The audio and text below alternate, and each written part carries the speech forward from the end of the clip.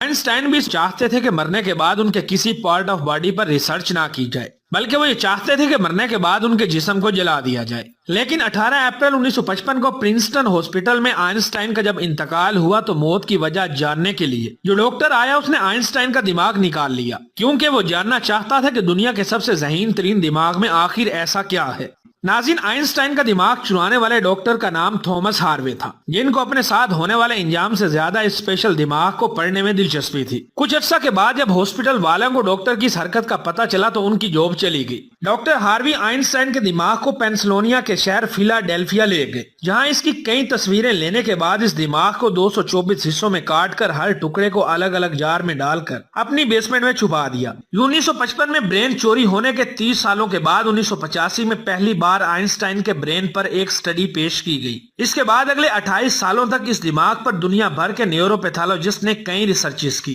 جس میں بتایا گیا کہ آئنسٹائن کا دماغ عام انسان کے دماغ سے بہت مختلف تھا۔ سب سے بڑا فرق دماغ کے کارپس کیلوزم نامی حصے میں پایا گیا۔ اب آپ یہ سوچ رہے ہوں گے کہ پھر اس کارپس کیلوزم کا کیا کام ہے۔ فرض کریں کہ آپ کی بورڈ پر ٹائپنگ کر رہے ہیں یا پھر موبائل فون پر، اس دوران دونوں ہاتھ ٹائپنگ کر رہے ہیں، کچھ الفاظ لیفٹ ہینڈ اور کچھ رائٹ ہینڈ ٹائپ کر رہا ہے۔ ٹائپنگ کے دوران آپ کے لیفٹ ہینڈ سے اگر کوئی غلطی ہوئی تو فوراً آپ کے رائٹ ہینڈ نے اس غلطی کو فنش کیا۔ تو مطلب یہ ہوا کہ اگر ہمارے رائٹ برین سے کوئی غلطی ہوئی تو اس نے لیفٹ برین کو فوراً سگنل دے کر اس غلطی کو ٹھیک کروایا۔ برین کے دونوں حصے جس چیز کے ذریعے آپس میں کمیونیکیٹ کرتے ہیں اس کو کارپس کیلوزم کہا جاتا ہے، اور آئنسٹائن کا کارپس کیلوزم عام انسانوں کے مقابلے میں زیادہ بڑا تھا، یعنی آئنسٹائن کے لیفٹ اور رائٹ برین کا آپس میں بہت مضبوط کنیکشن تھا۔ یہی وجہ تھی کہ آئنسٹائن ایک ہی وقت میں کافی پیچیدہ مسائل اور حالات کو ہینڈل کر سکتے تھے۔ کارپس کیلوزم کے بڑا ہونے کے علاوہ آئنسٹائن کے دماغ کا سٹرکچر بھی عام انسانوں سے بہت مختلف تھا۔ ریسرچرز کا کہنا تھا کہ اس کی وجہ سے برین میں نیورونز کا فلو کافی بہتر تھا۔ نیورونز کے اچھے فلو ہونے کا مطلب تھا کہ ان کے دماغ کی میتھ کی کیلکولیشنز کی پاور بہت زیادہ تھی۔ Albert Einstein complex mathematical problems کو بغیر لکھے ہی اپنے دماغ سے حل کرنے کی قابلیت رکھتے تھے۔ نیورونز زیادہ ہونے کی ایک اور وجہ بھی ریسرچ پیپرز میں بتائی گئی۔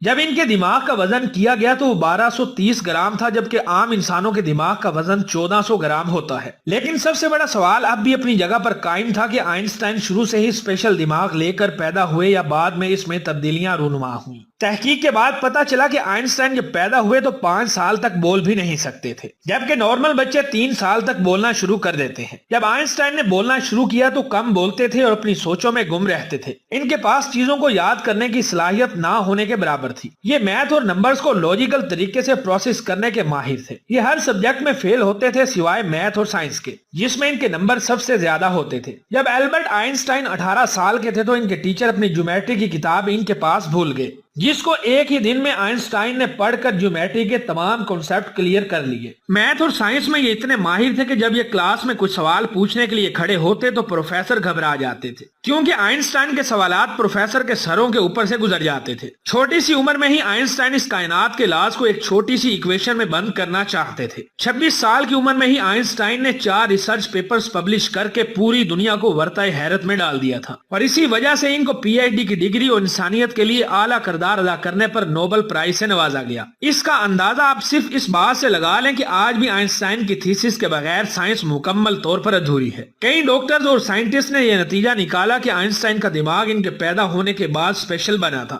جس کی سب سے بڑی وجہ یہ تھی کہ جب ان کو اپنے سوالوں کا جواب نہ ملتا تو یہ خود اپنے دماغ کو لڑا کر اس کا جواب تلاش کرتے تھے۔ کم عمری سے ہی ایسا کرنے سے ان کا دماغ اسی حساب سے بڑھتا چلا گیا۔ آج بھی آئنسٹائن کا ایکسٹرا آرڈینری دماغ امریکہ میں واقع دی مٹر میوزیم میں رکھا گیا ہے، جس کو حفاظت کے ساتھ مائکروسکوپک فلمز میں پریزرو کر کے رکھا گیا ہے۔ امید ہے کہ آج کی یہ ویڈیو بھی آپ لوگوں کو ضرور پسند آئی ہوگی۔